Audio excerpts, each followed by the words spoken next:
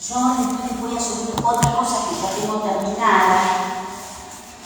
Esto, como habíamos dicho el otro día, es lo que el propio Peter Knox, quien edita, para que ustedes se den una idea, se pueden bajar, si es que todavía funciona esto de Lincoln.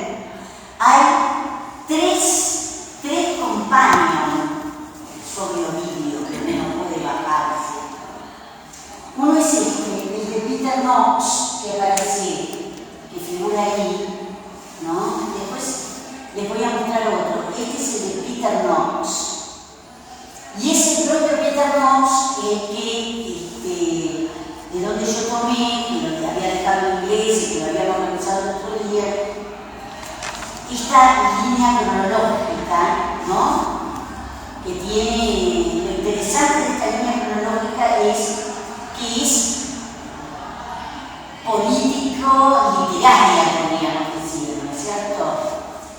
Porque no solamente nos muestra la vida de Ovidio y cuál ha sido, ¿no es cierto?, la cronología de sus obras, sino también la relación con el príncipe y su familia, y además la relación con el resto de los poetas,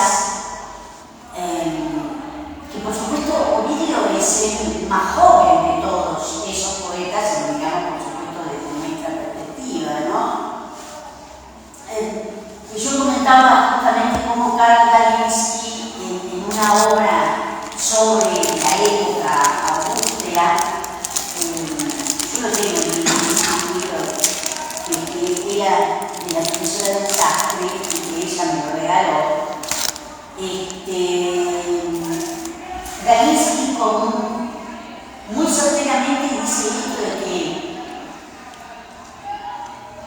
que no es lo mismo que Virgilio y Horacio, como comentábamos el otro día, ¿no es cierto? Que Ovidio pertenece a generaciones posteriores y entonces digamos que es otra la perspectiva que tiene. Por supuesto que él tuvo que lidiar con esto de que lo mandaran al exilio, ¿no? Esta relegata, en realidad, flor de relegata, ¿no? Este otro, esto es algo que no lo habíamos señalado el otro día, ¿no? Ustedes pueden leer acá, que también está en el compañero de Peter Knox. Hay otro compañero de Ovidio que es el de Philip Hardy. Están editados por uno por Oxford, el otro por Cambridge, ¿no es cierto? Donde hay un material maravilloso, ¿no? No solamente para ver las cuestiones relacionadas con la metamorfosis, sino con otro género que nosotros vamos a ver, aunque sea algunos pasajes de lo que es Amores 1, sobre todo que es la meta literaria, que la vamos a comentar en relación con el comienzo de la metamorfosis, según opinan algunos, y también con la cuestión de la amatoria, ¿no es cierto? Entonces, este es otro aspecto muy importante. ¿Qué es este concepto de voz que tenemos?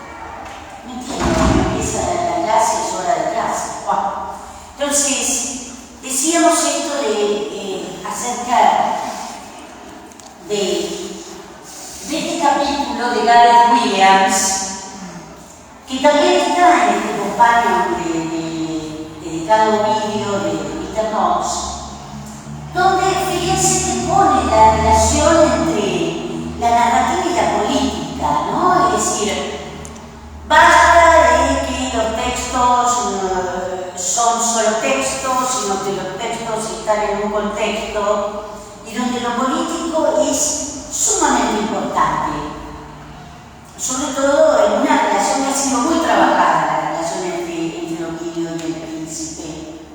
Hay un texto que también ustedes pueden ir a buscar al instituto, que es de Marchiesi, el de Alessandro Marchiesi, que se llama El poeta y el príncipe.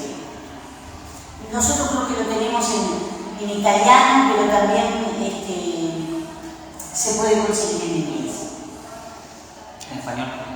No, eso medio olvidado. Yo traje hoy este librito que les mostraba medio en pantalla el otro día. Es un librito que sirve mucho si ustedes lo llegan a conseguir, que es este, de Leonora Tola. Yo hoy les voy a señalar, no te va, les voy a mostrar algunos aspectos que están en este libro, ¿no? Teniendo en cuenta que Leonora es una especialista en Ovidio, ella se doctora en Ovidio, sobre todo en lo que es su poesía de exilio, ¿no? Y acá en esta introducción crítica es de la librería que estaba acá al frente, Santiago Arcos. Existía, no sé si ustedes la recuerdan, Santiago Arcos, que era una librería chiquitita al lado de lo que es Morfifilo, por ahí, sí. Tecnofilo, Sí, al lado creo que ahora hay o por lo menos hasta hace un tiempito había una verdulería. Ahí estaba Santiago Arcos. Y de Santiago Arcos es este librito, que yo tengo varios. Se sacaron varios, hay uno sobre la Eneida, que yo se los comenté que lo hizo Lía Galán, en su momento creo que se los comenté. Después hay otro de otra profesora del sur sobre Lucrecio. Es decir, que se habían sacado varios. Y este es el de Leonora sobre Metamorfosis de Ovidio. ¿Sí? Así que tienen alguna cosita. Después hay una edición hecha en Polihue que la hizo Alicia Schmitz con Gustavo Tabocotas sobre el ars amatoria. Sobre el ars amatoria. Después, por supuesto que en el momento que nosotros veamos Tibulo, el propio, algunos pasajes del ars amatoria de Ovidio, está el libro que hace Alicia Schmitz sobre su tesis, ¿no es cierto?, que es sobre poesía, sobre poesía elegíaca, sobre elegíaca romana, ¿no es cierto? Se llama algo así como de Tibulo a Ovidio, ¿no? Desde las elegías de Tibulo a la ars amatoria de Ovidio, pensando en ese texto como la clausura del género. Así que, si ustedes llegan a conseguir esto, les va a venir muy bien.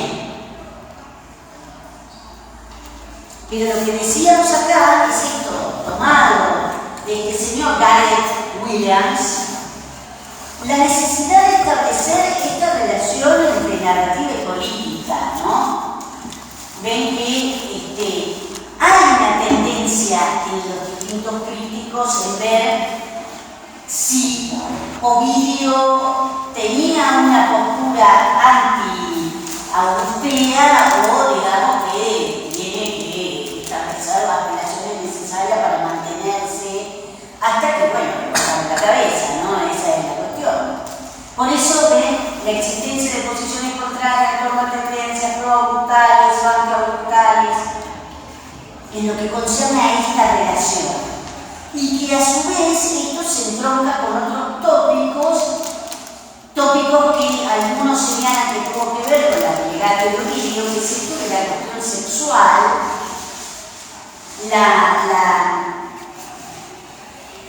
como la contemporaneidad de estas leyes pro-matrimoniales por parte de Augusto llevaron a que Ovidio tuviera que marchar al exilio posiblemente, ¿no?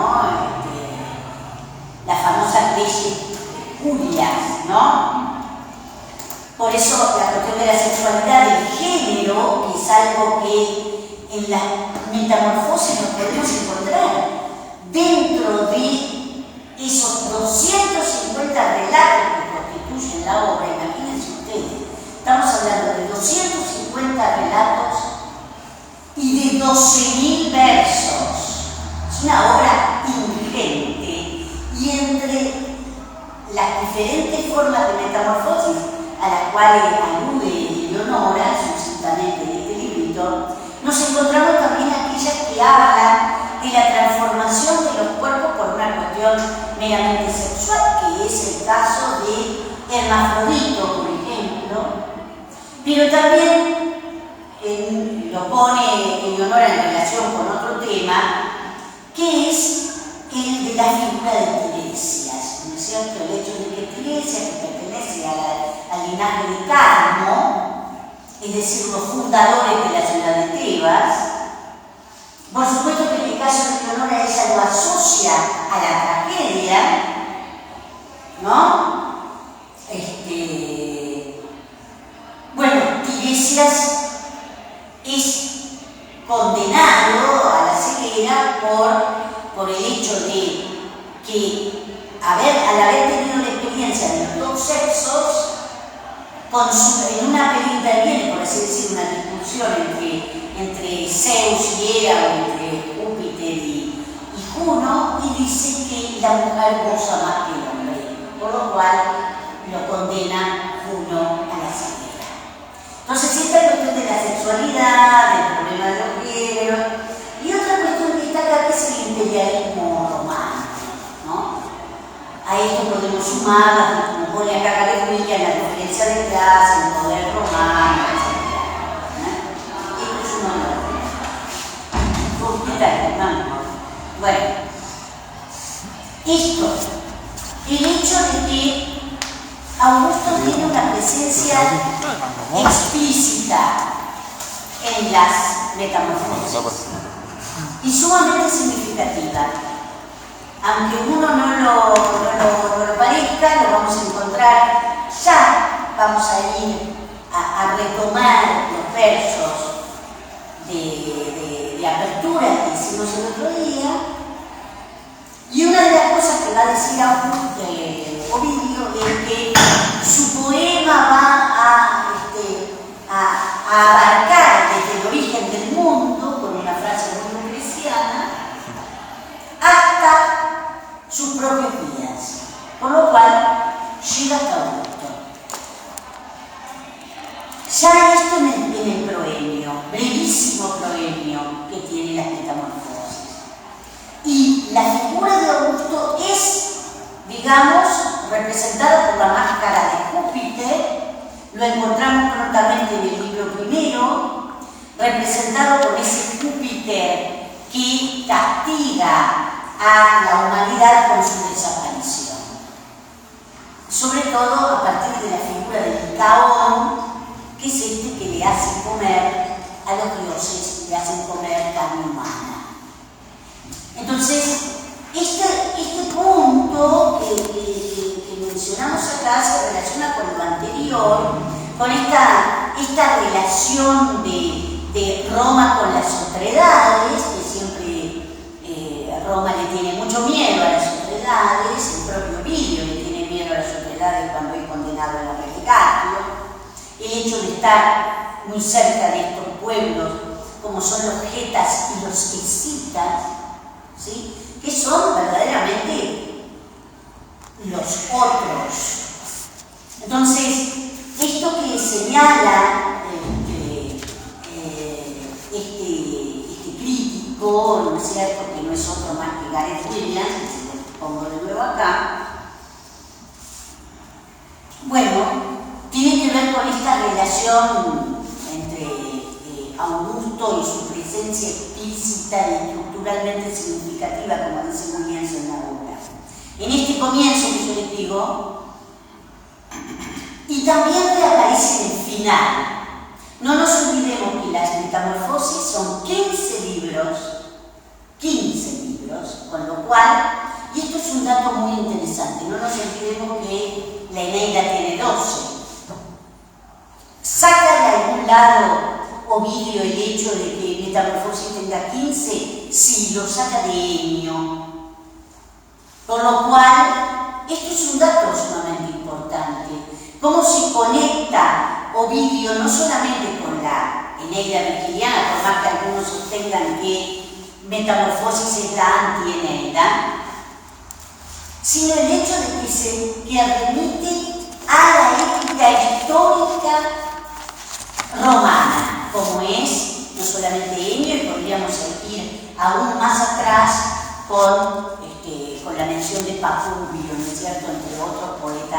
arcaicos romanos. Lo interesante es que Ennio usa por primera vez el examen dactílico a la manera homérica en una obra épica que tiene 15 libros, exactamente igual que las Metamorfosis. En los últimos, esos 15 libros están divididos, como ven los críticos, en 3 péntadas, es decir, en 3 grupos de 5 libros. Por lo cual ustedes se van a poder encontrar esto, ahora después yo se lo voy a mostrar, este libro que les comentaba el otro día, el primer tomo de Gredos, que constituye la primera péntada, que está ligada, podríamos decir, con los dioses, o digamos que los relatos que ahí se incluyen están directamente relacionados con los haceres de las divinidades. La segunda péntada estaría relacionada con los héroes y la última con la historia. Y cuando hablamos de la historia nos remite, por ejemplo, a la pequeña Eneida, como algunos la llaman, porque Ovidio retoma la figura de Eneas y va a llevar a Eneas, por supuesto, hasta Augusto. Es decir, que Metamorfosis abre y cierra, por así decirlo, con la figura de Augusto. Por eso Augusto es una presencia, como dice Williams, explícita y estructuralmente subjetiva en los primeros y los últimos libros de Metamorfosis. Bueno.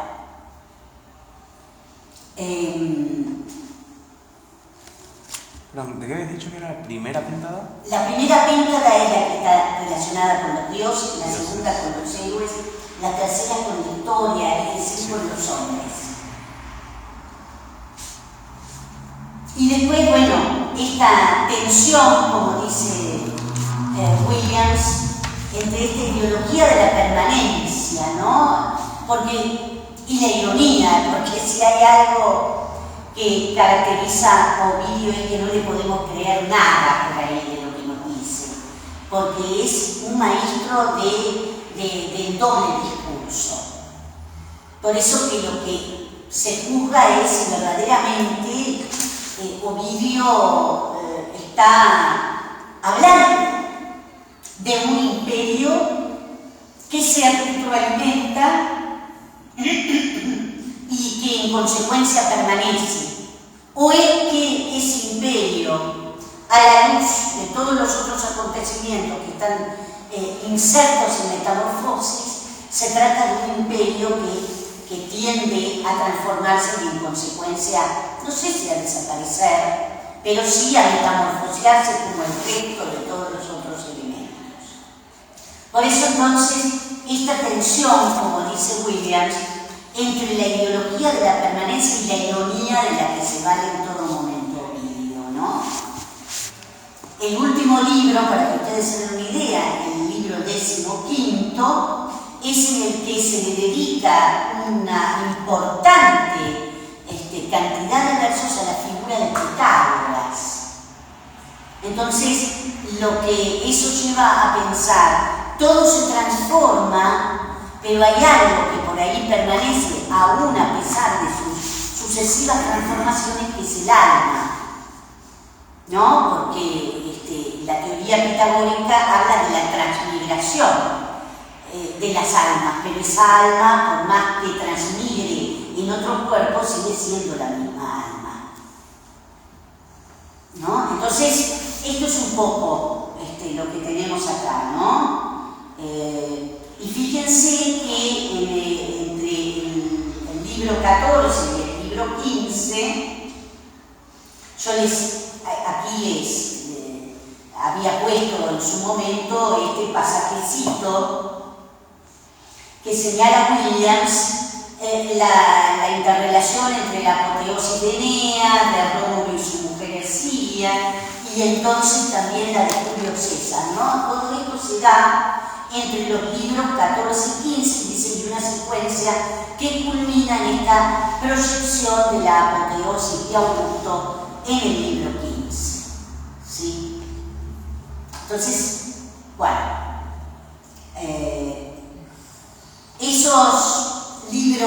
son la clausura, o que constituyen la clausura del texto, bueno, da que pensar, ¿no? Acerca de qué es en definitiva lo que proyecta Ovidio en relación también con lo que se llama la casa de la fama, ¿sí? Bueno, ya les comenté la importancia que se le asigna al pecado, por así decirlo, cometido por Licaón, que está en el libro primero, ¿no es cierto?, que lleva a la destrucción de la humanidad a través del diluvio por parte de Júpiter, ¿no? Esto resulta sumamente importante, ¿eh? Bueno,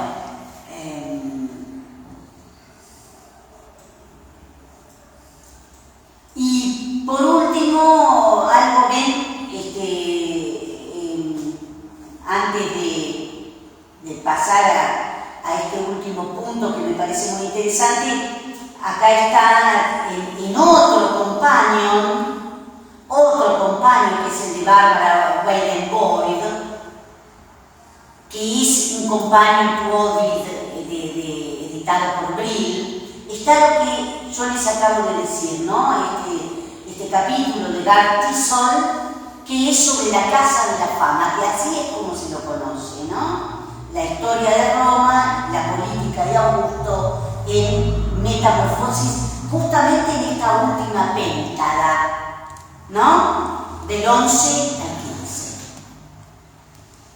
Y algo muy interesante también, que es lo que nosotros encontramos en el final, ¿no? Es decir, esto también podría formar parte de este flujo narrativo, que ahora vamos a ver por qué de alguna forma hablamos de este flujo, porque el poeta triunfa, es decir, lo que él, más allá de todo esto que ha mostrado, que está sometido a un cambio permanente, si hay algo que él pretende para sí es haber alcanzado la fama, o la pretensión de alcanzar la fama, cosa que es muy característica de los poetas latinos, ¿sí?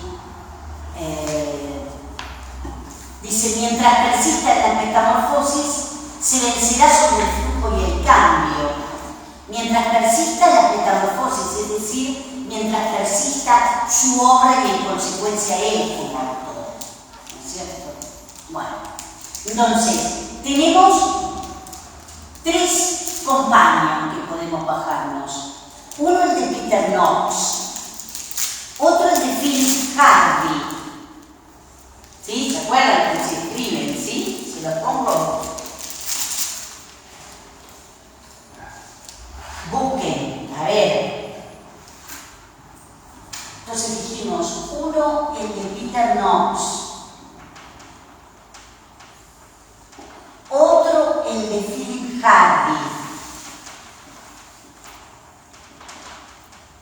y que yo les mencionaba, último, el de Bárbara Weidenboyd.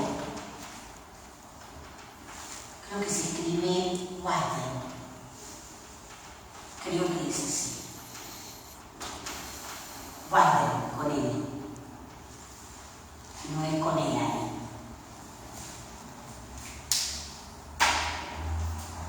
Ese último es de Brill. Weiden, con él, sí, con él. Weiden. Lo tienen acá, tontamente lo tienen acá. Bárbara Weidenboyd. Bueno, después vamos a volver a esta cuestión de las fuentes, ¿sí? Pero para no hacer esto tan largo, vamos a ir directamente. Les quería mostrar para que ustedes lo vean.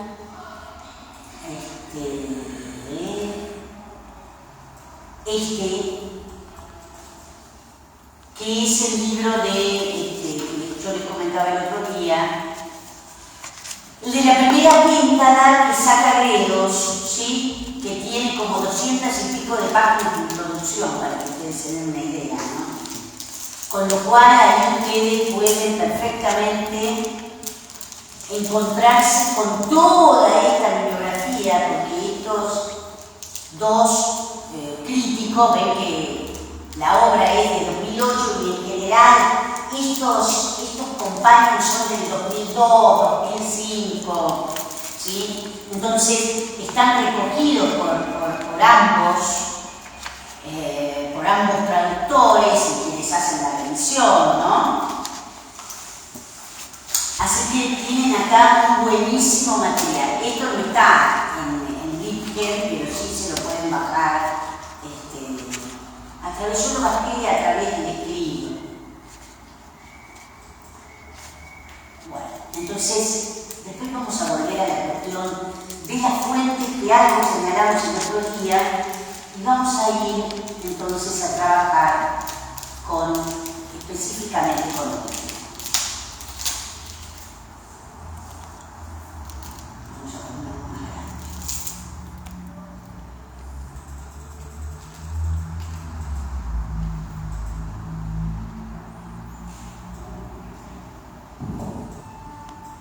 Fíjense que la edición de Targan es del 2004, ¿no? Estaban como locos en esta época produciendo cosas acerca de Ovidio, como ustedes pueden dar en el video. Bueno. Acá estamos. Nosotros el otro día habíamos comenzado, ¿sí? Con este proemio que muchos lo consideran como el proemio más corto de la literatura latina, ¿no? Imagínense ustedes 12.000 versos, y para 12.000 versos Ovidio hace 4 versos de proemio, podríamos decir. 4 versos constituyen el proemio. ¿Qué pasa? Que estos versos están cargados de muchísimas voces, ¿no? Y de muchísimas cosas para señalar. Bueno, el otro día habíamos señalado el problema de este segundo verso, ¿no? Que yo acá esta S se la puse como una llamada de atención, ¿no es cierto? Porque en definitiva en muchas de las ediciones no está, aparece isla.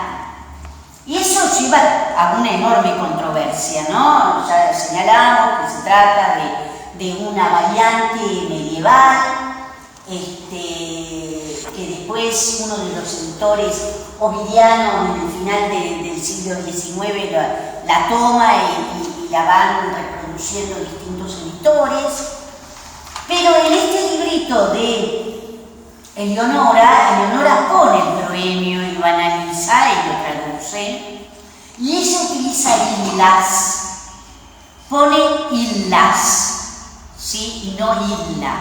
Por supuesto, porque ese cambio no es menor, podríamos decir.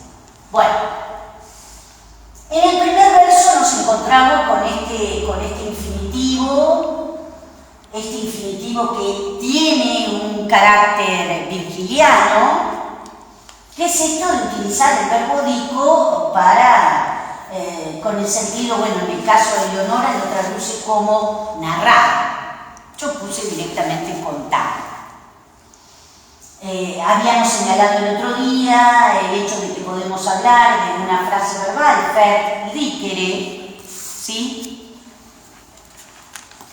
Que podemos entender que ese dicere tenga un carácter de finalidad, ¿no? Me lleva para algo, con un fin, por eso podríamos llegar a considerarlo como un infinitivo final. No nos olvidemos que el infinitivo final aparece en general con un contexto poético.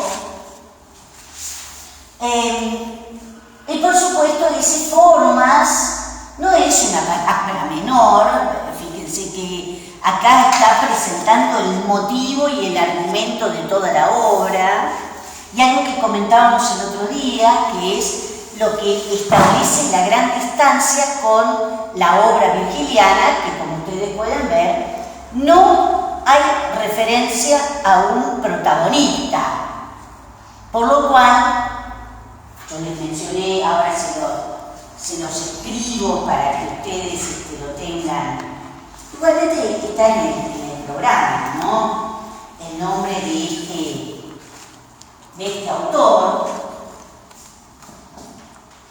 que es Ioannis Siogas, que su texto es un texto del año 2013, donde él habla directamente de que este es un texto colectivo. En cambio, las épicas tradicionales, por así llamarlas, épicas que las vamos a denominar, tal como señala Siogas, como épicas masculinas, están atravesadas por la presencia de un héroe, o bien por un motivo, ¿no es cierto?, bíblico, ¿no? Si pensamos en la Ilíada, es el motivo de la ciudad que es por la cual durante 30 años se están combatiendo. Si nosotros pensamos en la Odisea, bueno, el nombre de la obra deriva del nombre de su protagonista, lo mismo sucede con la Eneida. Estos comentarios, si vamos por ejemplo no sé, se me viene a la cabeza una de las épicas del propio Estacio, como es la Aquileia o Aquileia, ahí está la figura de Aquiles, a pesar de que es una épica ya con algunas otras características, pero épica al fin. Esto es un comentario que el propio Servio hace al comienzo de su comentario sobre la Eneida, que dice, bueno, este tipo de obras generalmente llevan por título el nombre de su protagonista. Y acá, como ustedes pueden ver, no tenemos ningún protagonista, sino que en el primer verso aparece, en esa última palabra del hexámetro, el tema o argumento de la obra, que es ese cambio de formas. Podríamos haber agregado otra palabra desde el punto de vista metaliterario, que es esto de mutatas, que por supuesto también de alguna manera está relacionada con el verbo moue, o como decíamos el otro día, pero este es el verbo muto, ¿sí? Entonces, entre mutatas y formas encontramos el título de la obra, que es, por cierto, una obra de carácter colectivo. Acá lo que resulta, ¿qué hace Serga? Lo que resulta interesante, por supuesto, es el sujeto, ¿no? El sujeto es el animus, el alma, el espíritu, el ánimo del propio poeta, ¿no? Que lo anima, por así decirlo, que lo lleva a contar estas formas cambiadas. Lo interesante es que tendríamos que analizar todo qué pasa con este núcleo mutata, ¿no? Si es, yo digo un núcleo, ya lo estoy anticipando, si es que lo vamos a considerar un predicativo objetivo, por ejemplo, ¿no? Podríamos llegar a pensarlo de esa manera, sobre todo porque es mutatas lo que va a recibir como modificador, y fíjense cómo está, por supuesto, trabajado ese modificador, que es innova corpora. Innova corpora está modificando a mutatas. ¿Estamos de acuerdo? Está modificando a mutatas. Y mutatas prácticamente está en el medio del hexámetro, ¿sí? Por supuesto que la palabra formas es una palabra también del cuño lucreciano. Y acá comienzan a revelarse, podríamos decir, cuáles son las fuentes o las inspiraciones que ha recibido Ovidio, ¿no? Ovidio pareciera ser como el último de una generación que va a recibir, ¿no es cierto?, una tradición, ¿no?, que se remonta a la tardorrepública romana y a su vez al al helenismo, al alejandrinismo, y que va a tener como culminación, podríamos decir, al propio Virgilio. Bueno, el otro día mencionábamos algunas de las fuentes dentro de la literatura helenística para esto de las metamorfosis. Hay un libro que ustedes también pueden bajarse, que es el de Elaine Fandam.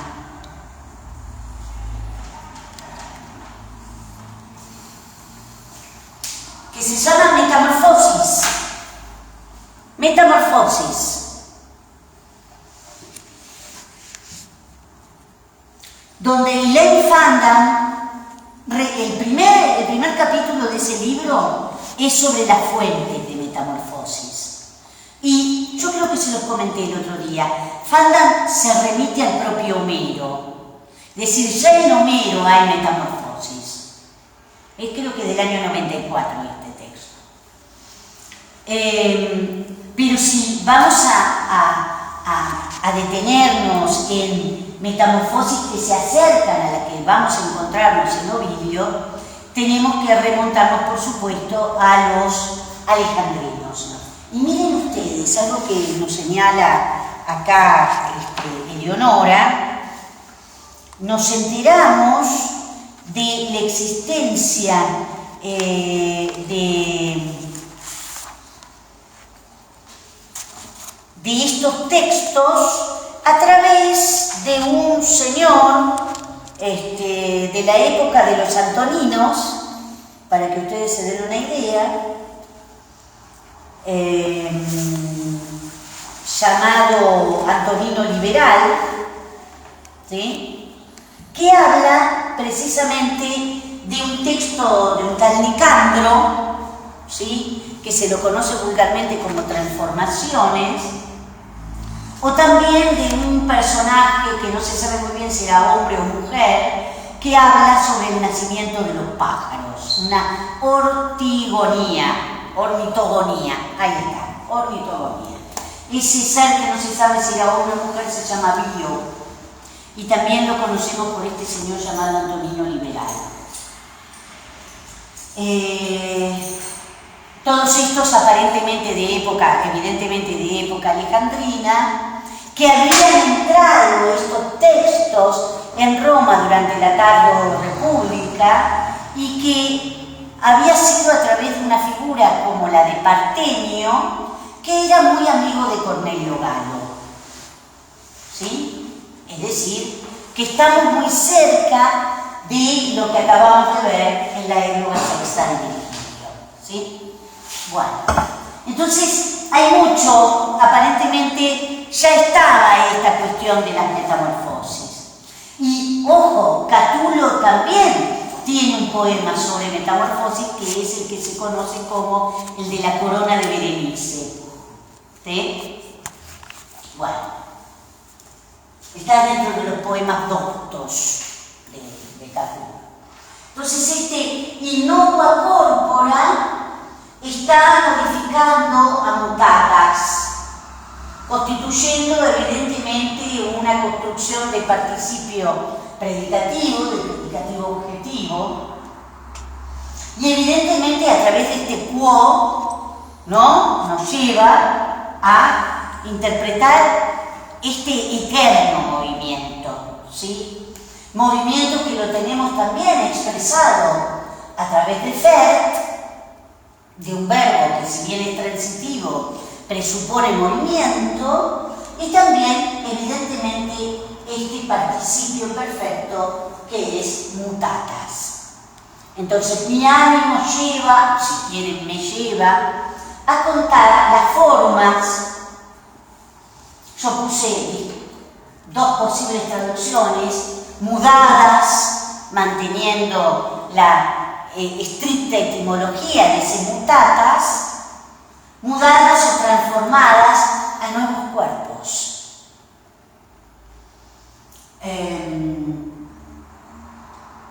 Como nos señala Eleonora en esta introducción crítica, hay distintos tipos de metamorfosis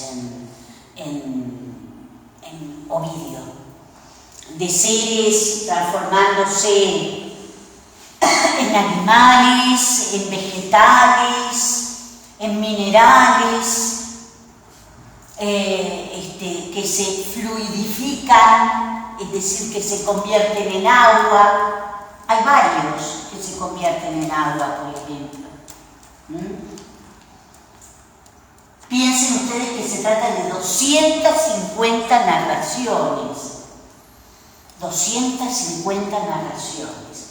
De distintas extensiones, ¿no?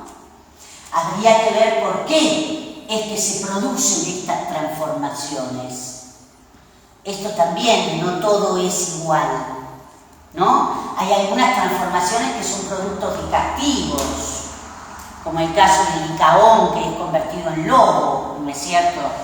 Hay transformaciones que son productos, digamos, de salvataje, de socorro a un ser que está sufriendo algún tipo de persecución. En general son las muchachas las que resultan perseguidas, y una gran cantidad de muchachas que son perseguidas para ser violadas, para ser poseídas y que reciben la posibilidad de ser transformadas para salvarse de semejante violación. Este es muy común. Por ejemplo, bueno, el primero que vamos a encontrar es Dafne escapándose de Apolo y convertida en laurel, ¿no es cierto? Muy bien, vamos a este segundo verso y después nos animamos con la métrica, que no es para nada difícil. Dice: dico eptis nanguos mutactis et ilas, o bien et ila, ¿sí? Ese di que yo se lo puse ahí en una notita, ¿no? Sabemos que es la forma apocopada, la forma más que apocopada, ¿no? Ese monosílabo es la forma apocopada del nominativo del plural deus dei. Acuérdense que nosotros podemos tener en ese plural esta forma, ¿no es cierto? Dei, di, y esta que encontramos acá, que es di. Tanto nominativo, bueno, yo puse nominativo, puede ser, es mejor dicho, vocativo, ¿no es cierto? Tendríamos que decir que es vocativo más que nominativo, sobre todo por el hecho de que hay una coma después, pero tanto el nominativo como el vocativo es exactamente igual. Bueno, igualmente nosotros tenemos acá el vos, que sí es el nominativo y que va a ser el sujeto de ese verbo mutastis. Observen ustedes este políptoton, ¿no? Que arma Ovidio, como ustedes pueden ver. Políptoton, figura etimológica, ¿no es cierto? Entre mutatas y mutastis. ¿Qué hace ahí el poeta, el mutastis? Yo se los pongo abajo, ¿ven? Es una forma apocopada también. La forma verbal sincopada, mejor dicho. Sincopada por mutahuistis. Eso no me lo tengo que olvidar, que es muy frecuente en aquellos perfectos que tienen, ¿no es cierto?, ese formante, el formante de la vowel, de la U como semiconsonante, ¿no es cierto? Entonces, bueno, acá está el problema que señalábamos.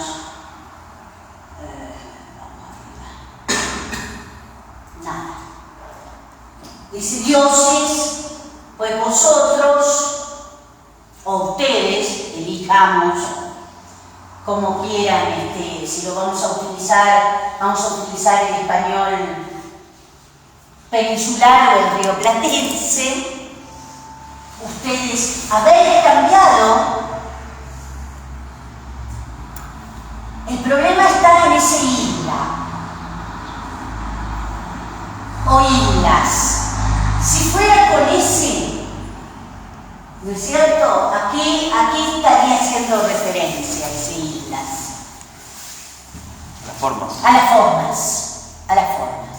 Ese, evidentemente, es un circunstancial de afirmación, ¿no? Podemos pensar incluso también aquellas, también las cambiasteis, o también las cambiaron, si van ustedes, utilizamos el español rioplatense. Si es el neutro plural, se refiere evidentemente a córpora, que es el neutro, aunque los críticos leen en esto una cuestión metaliteraria.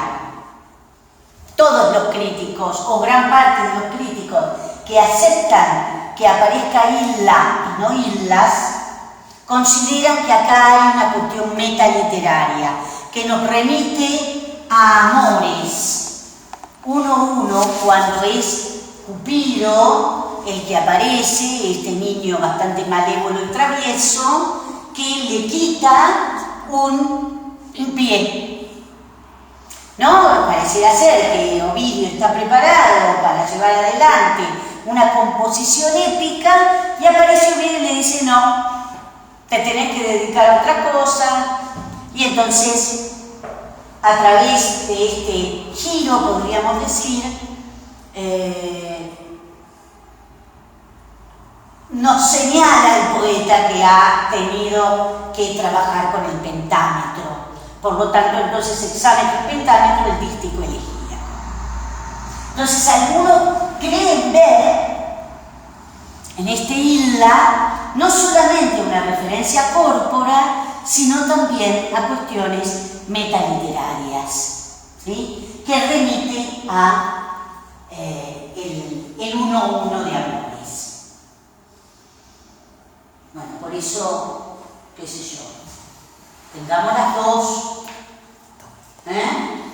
Mudaron también aquellas, o mudaron también aquellos, ¿no? Aquellas formas o aquellos cuerpos tendríamos que agregar acá. Bueno. ¿Y Coeptis cómo se traduce? ¿Cómo? Coeptis. Ah, bien. Pero espérate, todavía no aparece. Falta justamente, acá está, esto es Coeptis. Iniciativas. Empresas algunos. Y ahí creen ver que es isla. Claro, acá uno no lo ve tanto en la traducción, pero si volvemos al verso, los que sostienen que, ven que acá está, ¿no? Este sustantivo neutro que es coeptum, coepti, con ese arquito que ahora lo vamos a ver, que marca la sinéresis o sinícesis, lo vamos a ver en la métrica, y usualmente aparece utilizado en plural y que aparentemente derivaría de este verbo defectivo coepi, coepisti, coepice. Ese es neutro, por lo cual no solamente podría referirse a córpora, sino también a coeptis. Lo que pasa es que en la traducción ese coeptis queda enganchado, por así decirlo, con el otro verbo, que va a estar en el verso tercero, lo cual, pero observen ustedes las terminaciones, ¿no?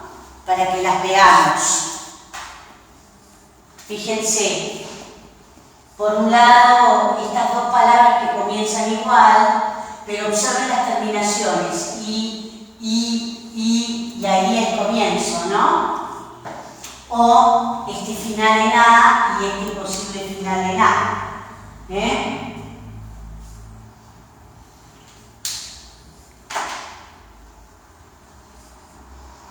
Entonces ese isla puede estar remitiéndose a córpora o remitiéndose a este coeptis, que son iniciativas, empresas, por eso es que hablan de esta cuestión metaliteraria. ¿Sí? Bueno, hagamos la métrica de estos dos, sobre todo para ver cómo funciona la cuestión de la sinéresis o sinícesis en este verso 2. Es muy fácil. Perfetto. Perfecto. Es facilísimo. Es facilísimo eso. Lo interesante es que aparece también la palabra Nowa, que nos remite también, no solamente, por supuesto, o simplemente es un atributo de córpora, sino que también está enunciando una nueva manera de hacer épica. Una nueva manera de hacer épica. Hay algo que nosotros todavía no nos hemos detenido, que es hablar del carácter polimórfico que tiene las metamorfosis en relación con los géneros literarios. Si nosotros en Latín 4 ponemos la atención en la cuestión de los géneros literarios, como hemos venido haciendo hasta ahora, una de las cosas que caracteriza a Ovidio es el hecho de que en Metamorfosis hace un entrecruzamiento de múltiples géneros literarios.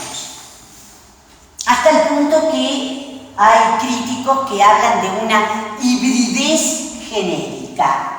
A mí mucho la palabra híbrido no me gusta porque lo híbrido es lo que no fertiliza. Y si creo que Ovidio ha fertilizado es a través de Metamorfosis con la cantidad de obras no solamente desde lo literario, sino desde lo pictórico, desde lo musical que se han generado a partir de este texto. Entonces, ese Nowa que tenemos ahí adelante nos lleva a pensar también en esta nueva manera de hacer épica, ¿sí? Que algunos, como yo les decía casi al comienzo, consideran que es una antieneida, ¿no? Bueno, entonces vamos al segundo verso. Corpora dico eptis, nam vos mutastis et idas. Claro, ¿no? Y acá tenemos que pensar por ahí distintas cosas, ¿no? Tenemos esa posible diéresis tras el primer pie, que es este córpora, que queda como cortada esa palabra, ¿no? Queda como cortada. Si uno leyera, ¿no?, de manera vertical, casi como planteando una suerte de laberinto, ¿no? Uno diría innova corpora feranimus mutatas viquereformas, ¿no? Pero si no, esa palabra corpora queda ahí solita con su alma. Y después, evidentemente, podemos pensar, yo no tengo un marcador mejor que ya no sirve.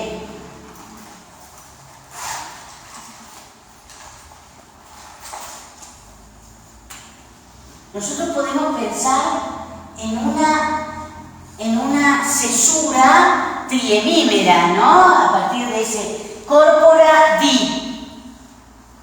Y acá, este es el primero, di. Y fíjense que acá tenemos que considerar esto largo, como si fuera un diptongo, pero que no lo es. O sea que si yo lo separaras en sílabas en prosa, tendría que decir coeptis. Sí. Eso por el origen del... Sí, porque ese co es cum. Claro. Es una preposición. Es la preposición. Y no nos olvidemos que esto, evidentemente, la presencia de esta E, que también es larga, más allá de que esté trabada, eso nos da la idea de un formante de perfecto. Claro, es muy común, tenemos lo que es el alargamiento vocálico, ¿sí? No nos olvidemos que este es un verbo defectivo, que son estos verbos que tienen significación de infectum, pero tienen forma de perfectum, ¿cierto? Entonces es di, coe, tis. Y acá también podemos pensar en una cesura pendemímera. Sobre todo porque está destacando la figura de sus emprendimientos, a pesar de que en la traducción todavía no ha aparecido esta palabra, podríamos haberla puesto antes. Esto evidentemente es esto que está entre paréntesis es precisamente una aclaración por parte del poeta con un carácter eminentemente parentético, ¿no? Que podríamos, por supuesto, en la traducción ponerla después. Yo lo he visto en alguna traducción. En general, la O y la E hacen diptongo. Sí, claro. Si vos tenés una palabra como esta, por ejemplo. Claro, sí, sí. En este caso no lo es porque viene Es la preposición, claro. Sí, sí, sí, sí. Sí. Ojo, exactamente esto lo vemos acá, gente. No se olviden. Coeli. ¿Qué es coeli? Es el perfecto de co. ¿Y qué es co? Es cum más hago. ¿Estamos de acuerdo? Ojo, esto es muy importante. Y acá ven, a es breve. Y en el perfecto, ¿dónde está el formante de perfecto? La E. El alargamiento vocálico es el formante de perfecto. Y allí es cum más hago. Entonces allí tampoco hay diptongo. Tampoco hay diptongo. Ese uno lo pone de entrada en latín 1 como una de las excepciones para tener cuidado cuando me enfrento a la cuestión de la diptongación. En latín hay 3 diptongos propios, digamos, de época clásica, queremos decir, ¿no? Hay au, oe, pero cuidado con esto. En este caso sería cum más que verbo. No sé, tendríamos que ver de dónde viene ese verbo. Porque tendría que ir a ver qué te dice, no sé, el óvulo, o ver el Ernumeyet, a ver qué te sugieren. Porque como no tenemos infectum, tenemos estas formas que son de perfecto. Entonces, bueno, a ver de dónde viene. Como si fuera poco, fíjense, esa palabra coeptis, este sustantivo, como si fuera poco, tengo este formante pt que muchas veces lo encontramos en el participio. Esto aparenta ser el participio. O sea, primeramente aparece un participio. Exactamente. Por eso dice, probablemente derivado de coepi. Esto te lo dice el hombre. Bueno, esto es una parentética, podríamos ponerla después, como yo les digo, he visto algunas traducciones que lo ponen después, sobre todo para no aislar a ese coepti, que ustedes me dijeron, ¿y dónde está? ¿Cómo traducimos coepti? Esperen porque lo puse abajo, ¿no? Y tenemos esto, pues vosotros, ustedes, qué sé yo, habéis mutado también aquellos que los cuerpos, los emprendimientos, la forma y todo podría ser. Si es islas, evidentemente la última palabra del verso, la última palabra de la línea, mejor dicho, siempre es problemática en la transmisión textual, porque ahí es donde se puede comer alguna letra en la transmisión. Y como si fuera poco, como arriba tengo formas, ¿viste? ¿Qué es? Formasillas. Así como tengo nogua córpora, puedo tener formasillas, ¿no? Y bueno, y ahí estamos en el problema, ¿sí? Entonces, sigamos.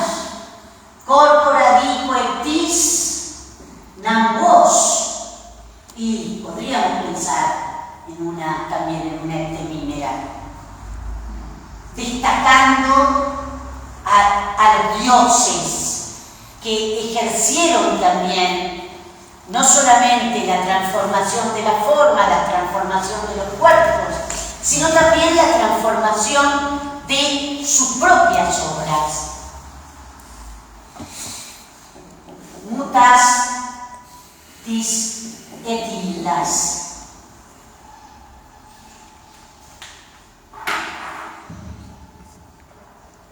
¿Estamos de acuerdo, gente? Bueno, y por supuesto la de arriba, Himno Wafer Animus, yo creo que evidentemente destaca la palabra animus, tenemos una clarísima pentemímera, ¿no es cierto? Bueno, muy bien, hagamos un cortecito y después la seguimos. El otro documento se lo voy a subir, que es el que va desde el verso 21 como al 40 y tantos, una cosa así. Destaqué mucho el trabajo que hace Ovidio con la literación.